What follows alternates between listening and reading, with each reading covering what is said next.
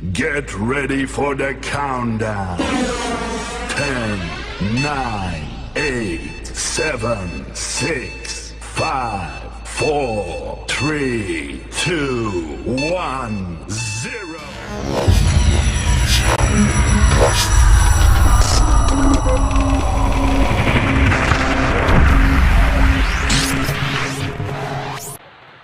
Hai, salam sejahtera untuk kita semua. Assalamualaikum warahmatullahi wabarakatuh. Apa kabar nih teman-teman semuanya? Kami harap teman-teman dalam keadaan sehat walafiat ya, dan dapat menyaksikan video sampai dengan selesai. Nah, di video kali ini kami akan membahas terkait dengan mata kuliah manajemen strategik dengan pokok pembahasan strategi pertumbuhan dan penyehatan pada perusahaan. Nah, ada pepatah yang mengatakan tak kenal maka tak sayang. Dari itu, izinkan kami di sini untuk memperkenalkan diri. Hai guys, perkenalkan kami dari kelompok 2 dengan saya sendiri, Ani Rohani dari Pokjar IPU, Prodi S1 Manajemen semester 5. Salam kenal dan berikutnya. Kenalkan, nama saya Kristina Nenggolan. Saya dari Pokjar Seluma dan saya Prodi S1 Manajemen dan semester 5. Assalamualaikum warahmatullahi wabarakatuh. Halo teman-teman semuanya, perkenalkan nama saya Pukul Zaki dari Pokjar Agama semester 5 Prodi Manajemen. Salam kenal semuanya. Hai teman-teman, perkenalkan nama saya Salovia dari Pokjar Janglebo dengan Prodi Manajemen Ekonomi semester 5. Salam kenal semuanya. Nah, untuk KB1 akan dijelaskan oleh Kristina Nenggolan. Kepada Kristina dipersilahkan. Baiklah, saya Kristina Nenggolan akan menjelaskan materi di kegiatan belajar 1, yaitu strategi pertumbuhan. Teman-teman ada yang tahu nggak apa itu pengertian dari strategi pertumbuhan? Kamu nanya.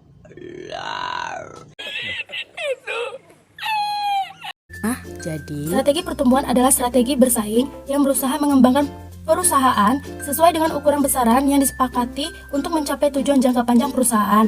Adapun jenis-jenis strategi pertumbuhan: 1. Konsentrasi, 2. Perluasan pasar, 3. Pengembangan produk, 4. Integrasi horizontal, 5. Integrasi vertikal, 6. Diversifikasi konsentrik, 7. Diversifikasi konglomerasi. A. Konsentrasi, di mana konsentrasi adalah jenis strategi yang paling umum dijumpai pada berbagai perusahaan, sekalipun masih harus diakui bahwa penjelasan detail tentang implementasi strategi ini yang dapat digunakan acuan oleh para eksekutif masih belum memuaskan. Yang kemudian B. Perluasan pasar. Strategi perluasan pasar pada dasarnya berusaha menambah jangkauan pemasaran dari jenis barang yang sekarang telah diproduksi. Yang kemudian C. Pengembangan produk. Strategi ini berusaha melakukan perubahan produk secara substansial dari mengembang produk sampai ke menciptakan produk. Yang ke D. Integrasi horizontal. Integrasi horizontal terjadi jika perusahaan menambah unit usaha strategis yang dimiliki yang menghasilkan barang atau jasa yang sama dengan yang dimiliki sebelumnya. Yang ke E. Integrasi vertikal.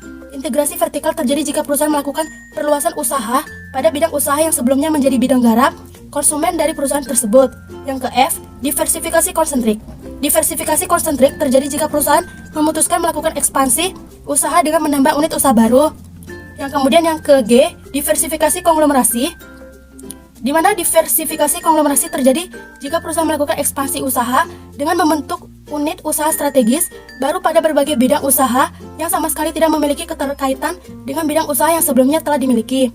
Adapun pertumbuhan internal atau akuisisi, pertumbuhan internal dan akuisisi hampir semuanya memiliki karakteristik yang bertindak belakang satu dengan yang lainnya. Saya akan menjelaskan tentang kegiatan belajar 2, yaitu strategi penyehatan perusahaan dan divestasi. Pada KB2 ini, kita akan mempelajari tentang lahirnya strategi penyehatan perusahaan dan tanda-tanda manajerial dan operasional yang muncul ketika perusahaan dalam keadaan tidak sehat.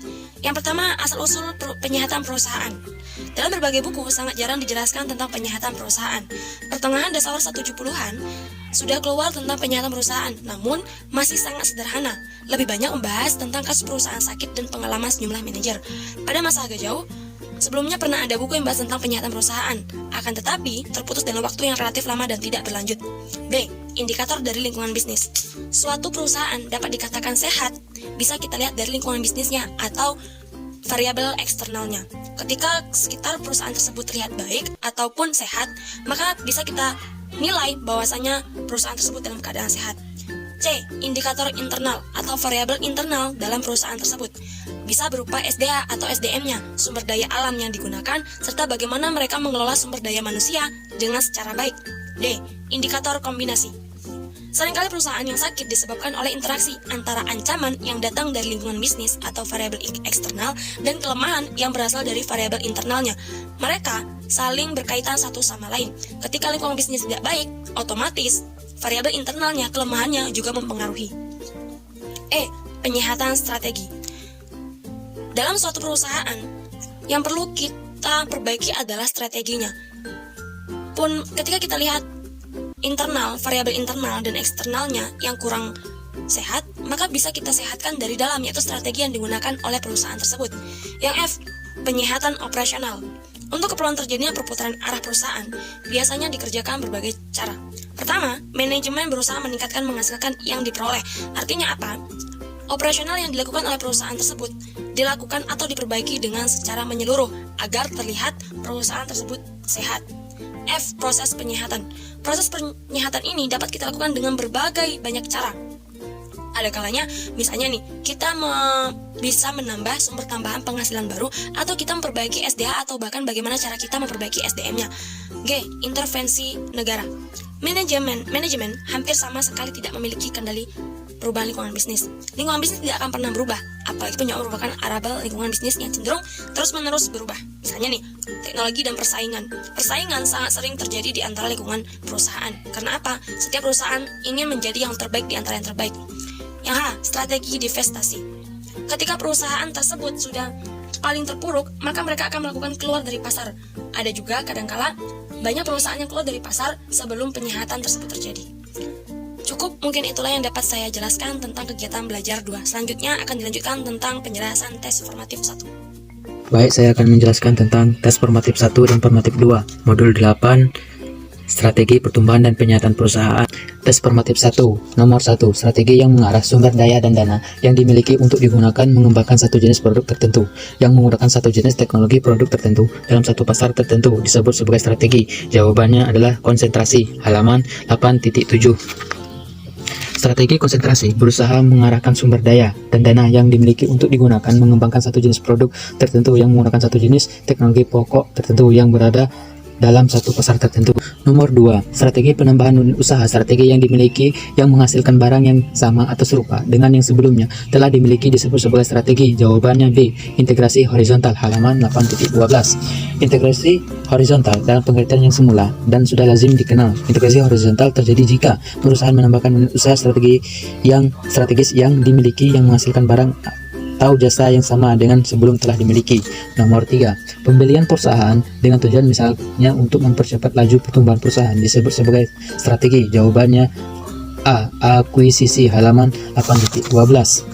Pada umumnya, integrasi horizontal dilakukan dengan cara melakukan akuisisi, yakni pembelian perusahaan lain yang menghasilkan produk yang sama yang sebelumnya menjadi pesaing perusahaan. Nomor 4, salah satu variabel penting yang hampir selalu dipertimbangkan dalam melakukan akuisisi, tetapi di saat yang sama juga sering dinilai mempersulit implementasi strategi akuisisi adalah C, sinergi, halaman 8.12.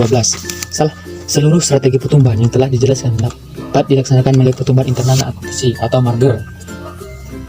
Pembentukan usaha patungan atau joint venture pada dasarnya menimbulkan persoalan yang tidak jauh berbeda dengan pertumbuhan internal, sekalipun dengan tingkat kompleksasi yang lebih tinggi. Pertumbuhan internal terjadi bila dalam melaksanakan strategi konsentrasi, peluang pasar, dan pengembangan produk dengan menggunakan sumber daya dan dana internal. Yang disebut sinergi di sini ialah sinergi adalah dasar dari merger atau akuisisi. Nomor 5, jika dibuat sederhana, boleh dikatakan tidak ada perusahaan yang dapat terus tumbuh membesar dan berkelanjutan kecuali perusahaan tersebut secara konsisten mengimplementasikan strategi. Jawabannya D, diversifikasi konglomerasi, halaman 8.20. Diversifikasi konglomerasi terjadi jika perusahaan melakukan ekspansi usaha dengan membentuk unit usaha strategis baru pada berbagai bidang usaha yang sama, tidak memiliki kaitan dengan bidang usaha yang sebelumnya telah dimiliki. Sepertinya perusahaan selalu berusaha menangkap peluang bisnis yang dinilai memiliki laba potensial yang besar, setidaknya pada peluang bisnis yang dinilai memiliki besaran pasar dan tingkat pertumbuhan pasar yang memadai. Tes formatif 2, nomor 1, salah satu indikator penting ketidaksehatan perusahaan yang muncul pada tahap awal kehidupan perusahaan adalah. Jawabannya A, penjualan mendatar, halaman 8.3. Beberapa indikator yang dapat digunakan sebagai tanda perusahaan tidak sehat yang muncul pada awal daur kehidupan perusahaan adalah penjualan mendatar tidak meningkat. Bisa dilihat di 8.33. Nomor 7, Nomor 2, salah satu indikator penting ketidaksehatan perusahaan yang biasanya muncul pada tahap akhir daun kehidupan perusahaan adalah jawabannya B. Kredibilitas perusahaan menurun. Bisa dilihat halaman 8.34. Indikator internal yang dapat dijadikan petunjuk tidak sehatnya perusahaan yang lazimnya dijumpai pada tahapan akhir daun kehidupan perusahaan adalah nomor 9, kredibilitas perusahaan berkurang atau menurun. Nomor 3, tahapan pertama yang biasanya dilakukan dari keseluruhan proses penyehatan perusahaan adalah jawabannya C, melakukan evaluasi menyeluruh halaman 8.40. Secara sederhana, tahapan proses penyehatan adalah sebagai berikut. Pertama, manajemen melakukan evaluasi menyeluruh yang biasanya memerlukan waktu dari 1 minggu sampai dengan 3 bulan. Manajemen perusahaan mengetahui sejauh mana kemungkinan perusahaan yang akan bangkrut dan menentukan berapa lama waktu yang masih tersisa sebelum keputusan keluar dari pasar terpaksa diambil. Nomor 4, ketidaksehatan perusahaan yang terjadi secara serentak melibatkan banyak perusahaan dengan tingkat intensitas ketidaksehatan yang dalam dan biasanya disebabkan oleh krisis ekonomi, sering dinamai sebagai jawabannya B, ketidaksehatan sistematik, halaman 8.41 sampai halaman 8.42. Di samping itu, terbuka kemungkinan ketidaksehatan perusahaan yang disebabkan oleh lingkungan bisnis terjadi secara serentak, mendadak, pasif, dan dengan tingkat instansi ketidaksehatan yang demikian dalam. Perusahaan yang sakit tidak terbatas pada perusahaan yang beroperasi pada sektor real, tetapi juga pada sektor jasa, termasuk keuangan dan perbankan. Jenis ketidaksehatan perusahaan tipe demikian sering disebut dengan ketidaksehatan sistematik. Biasanya disebabkan oleh krisis ekonomi yang ditandai oleh kekurangannya daya beli masyarakat secara signifikan dan berkepanjangan. Indonesia pernah mengalami ketika terjadinya krisis ekonomi yang dimulai pada pertengahan kedua 1997. Nomor 5, di samping halangan keluar dari pasar yang bersifat ekonomis, dikenal juga dengan halangan keluar dari pasar yang bersifat, jawabannya C, psikologis, halaman 8.44. Diperlukan alasan lain yang mencukupi sufficient condition untuk terjadinya keputusan menutupi operasi perusahaan, yakni jika pemilik dan manajemen mampu mengatasi halangan keluar dari pasar atau barrier to exit, baik yang bersifat ekonomis maupun psikologis. Pada umumnya, halangan keluar dari pasar ini menimbulkan implementasi manajerial berupa beban biaya, divestment cost yang harus ditanggung dalam penerapan strategi divestasi. Terima kasih. Terima kasih kepada dosen kami yang telah memberikan masukannya dan kritiknya. Dan terima kasih kepada teman-teman yang sudah mendengarkan dan menyimak presentasi dari kelompok kami. Besar harapan kami semoga teman-teman dapat menerimanya dan memahami materi yang telah kami sampaikan. Untuk mengakhiri presentasi kelompok kami, saya ada sedikit pantun. Ke pasar membeli cumi-cumi, berangkatnya panas-panasan. Sekian presentasi dari kelompok kami. Sampai jumpa di lain kesempatan. Wassalamualaikum warahmatullahi wabarakatuh.